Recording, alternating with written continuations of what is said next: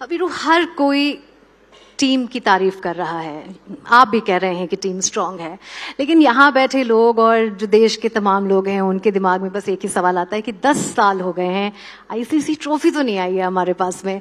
तो क्या वजह है कि ये हमसे अभी तक जो खुशी है वो बड़ी दूर लग रही है? And do you think in the times to come we have hope? और अभी तो बहुत जल्दी ही एक और टूर्नामेंट होने वाला है।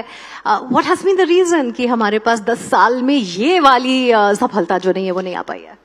आई थिंक स्ट्रॉन्ग टीम होना एक अलग बात, मतलब स्ट्रॉन्ग होना एक, लेकिन चैंपियनशिप जीतना एक अलग बात। चैंपियनशिप के लिए आपको एक टीम होकर खेलना पड़ता है, आपको थोड़ी किस्मत भी चाहिए, थोड़े राइट डिसीजन भी चाहिए। जब आप नॉकआउट्स में जाते हो तो आपको वो थोड़ा फियरलेस और ब्रेवरी के साथ भी खेलना पड़ता है, जो कि शायद पिछले कुछ टूर्नामेंट में मुझे नजर नहीं आया। अगर लास्ट फाइनल में मैं देखूं, जिसमें इंडिया 50 ओवर का वर्ल्ड कप फाइनल ऑस्ट्रेलिया के खिलाफ आ रही है, तो वो नजर ही नहीं आया। 11 ओवर के बाद से लेकर 40 ओवर के बीच में वो किसी ने फियरलेस क्रिकेट खेली नहीं, सिर्फ एक चौका लगाया हमने, ये कह दो। तो आई थिंक वो हमें भूल जाना होगा कि हम लोग सेमीफाइनल या फाइनल खेलते हैं। अगर हम लोग उसको भी लीग मैच की तरह खेलें तो शायद आसान होगा। क्योंकि मैं अपना एग्जांपल दे सकता हूँ, जब मैं टीम का हिस्सा था 2007-8 से लेकर 2011 वर्ल्ड कप तक, हम लोग हर एक मैच को ऐसे ट्रीट करते थे, नॉकआउट मैच है, वर्ल्ड कप का सेमीफाइनल, अगर हम हार के तो बाहर हो जाएंगे।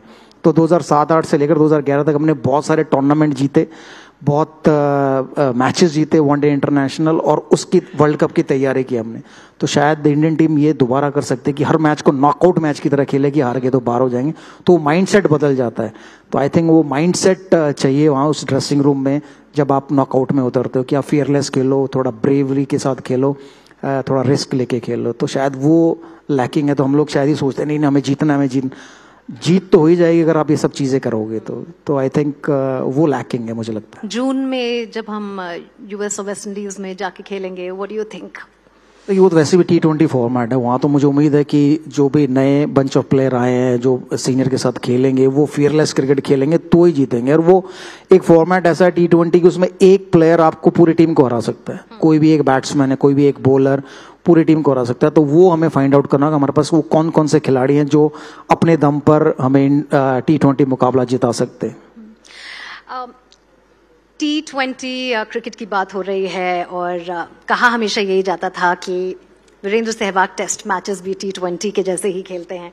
You also spoke about your own style of playing, aggressive playing, लेकिन कोई बैटिंग फॉर्मूला रहा? जैसे हम इंडस्ट्री में बात करते हैं एक सीक्रेट सॉस की, what was your secret sauce? I wish कि कोई ऐसा सीक्रेट होता मेरी लाइफ में, बट क्या है कि मुझे इस खेल से प्यार है, और मुझे इस खेल को खेलना है और अपने अंदाज में खेलना है, वो इम्पोर्टेंट है। मैं हमेशा ये समझता था कि जो पब्लिक आई है टिकट खरीद कर आपको देखने के लिए, आप उसको कैसे एंटरटेनमेंट दे सकते हो, वो चौके छक्कों से ही दे सकते हो। तो मैं कोशिश वही करता था कि मैं वो अग्रेसिव क्रिकेट खेलूँ। और फिर मैं जब नया टीम में आया था ना, तो मेरी टीम में थे द्रविड़, तेंदुलकर, गांगुली, लक्ष्मण। अगर मैं 100 रन बनाता हूँ और वो 70 रन बनाते तो हेडलाइन उनकी आती थी। अब हेडलाइन मेरी आए उनकी ना आए, उसके लिए मुझे क्या करना पड़ेगा? तो उनसे बेहतर खेलना पड़ेगा, उनसे तेज स्ट्राइक रेट पे खेलना पड़ेगा, क्योंकि ये सब महारथी थे। 100 रन बनाते थे 200 बॉल में, अगर मैंने 100 बॉल पे 100 रन बनाए तो शायद मेरी हेडलाइन आ सकती थी। और ऐसा होना भी शुरू हुआ 2002 के बाद। तो वो अग्रेसिव माइंडसेट मैंने छोड़ा नहीं फिर, इसलिए क्योंकि मैं भी चाहता था कि मेरी हेडलाइंस आए। मुझे याद है कि मैंने नॉटिंघम में 100 बनाया, और सेकंड इनिंग में दादा और सचिन, राहुल द्रविड़ ने 100 बनाया, तो मेरा कहीं एक छोटा सा नाम लिखा है, सहवाग स्कोर 104, और हेडलाइन आई उन तीनों की। तो उसको चेंज करने के लिए मुझे फिर अगले मैचेस में तो अग्रेसिव खेलना पड़ा, कम बॉलों में ज्यादा रन बनाने पड़े। फिर सब लोग बात करने लग गए कि यार ये एक अग्रेसिव ओपनर आया इंडिया के लिए एंड ही इज गुड। तो फिर नेक्स्ट मैच में जब 100 बना, फास्ट 100, तो वो हेडलाइन मेरी आई। तो आई थिंक वो मेरे लिए इम्पोर्टेंट था मेरे कैरियर की शुरुआत में, कि मैं अपने उन 3-4 महारथियों से तेज रन बनाना शुरू करूँ, अग्रेसिव खेलूँ, ताकि मैं अपना नाम बना सकूँ। तो नाम बनाने के लिए मैंने वो अपनी स्ट्रैटेजी अपनाई। टेस्ट क्रिकेट की अगर हम बात करें, a lot is being said about it, और आपने भी as a commentator Indian cricket की टीम के बारे में और टेस्ट क्रिकेट के फॉर्मेट के बारे में और काफी बातें कही हैं। टेस्ट क्रिकेट को और बेहतरीन बनाने के लिए अगर आपको 3 चीजें रेकमेंड करनी हो आज, वो क्या होंगी? देखिए, जो चीज टूटी नहीं है उसे जोड़े क्यों? मुझे तो ऐसा लगता है कि जो यहाँ पर इतने अगर मैं यस बैंक का एग्जांपल दूं, तो यस बैंक ठीक है एक उतार चढ़ाव से गुजरा है, लेकिन जो वो पहले करते थे आज भी वही कर रहे हैं। तो वो बेस्ट है, उन्हें पता है बैंकिंग कैसे करनी है, उन्हें पता है कि रिलेशनशिप कैसे मेंटेन करनी है। तो वो अगर वो चेंज लाना चाहेंगे तो शायद उन्हें दिक्कत हो। तो मुझे लगता है कि टेस्ट क्रिकेट में कुछ चेंज करने की जरूरत नहीं है। टेस्ट क्रिकेट बेस्ट फॉर्मेट है किसी भी खिलाड़ी के लिए। आप किसी भी यंग या किसी भी एक्सपीरियंस खिलाड़ी से पूछोगे कि वो कौन सा फॉर्मेट खेलना चाहता है, तो वो कहेगा कि मुझे टेस्ट क्रिकेट पसंद है, क्योंकि टेस्ट क्रिकेट में आपके कैरेक्टर, आपके पेशेंस, आपके स्किल्स, सबका टेस्ट होता है। अगर आप उसमें पास होते हो तो फिर ये बाकी फॉर्मेट बड़े आसान है खेलना, 50 और T20। तो मुझे लगता है कि टेस्ट क्रिकेट में कुछ चेंज नहीं हो सकता। अगर हाँ चेंज करना भी है तो ये हो सकता है कि 5 दिन का मैच है तो 3 दिन या 2 दिन बाद 1 दिन ब्रेक दे दें ताकि बॉडी रिकवर जल्दी हो जाए। That's it. क्योंकि हमने अभी टेस्ट क्रिकेट की बात करी, अब मैं IPL की बात करना चाहूंगी कि IPL शुरू होने वाला है और ये सवाल हमेशा ही उठता है कि the house has always been divided about IPL as a tournament, as a game. कई लोग कहते हैं कि IPL खेलने की चाह में जो नए क्रिकेटर्स हैं वो केवल वही खेलना चाहते हैं। इसको आप कैसे देखते हैं? Although IPL has been great for the game, it has been great for scouting new talent, business के लिए भी बहुत बेहतरीन रहा है, लेकिन ये जो बात हमेशा उठती है कि क्या IPL के आने से प्लेयर्स की साइकी में चेंजेस आए हैं, कि क्या वो अब केवल IPL खेलना चाहते हैं? उसके बारे में क्या कहेंगे, स्पेशली यंग क्रिकेटर्स को लेकर? अगर आप किसी भी यंगस्टर से पूछोगे तो वो ये नहीं कहेगा मुझे सिर्फ IPL खेलनी है, उसको क्रिकेट खेलनी है, जो मिल जाए वो क्रिकेट खेलनी है। बहुत सारे लड़के IPL खेलते हैं फिर उसके बाद वापस डोमेस्टिक क्रिकेट खेलते हैं क्योंकि वो इंडिया के लिए नहीं खेल पाते।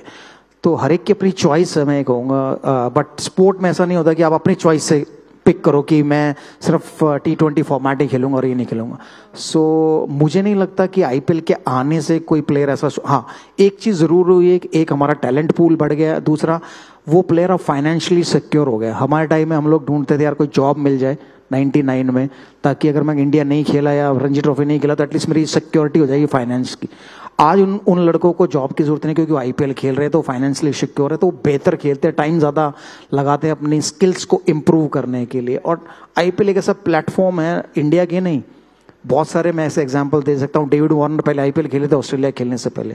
साउथ अफ्रीका के कुछ प्लेयर है जो पहले IPL खेले फिर वो साउथ अफ्रीका को रिप्रेजेंट किए।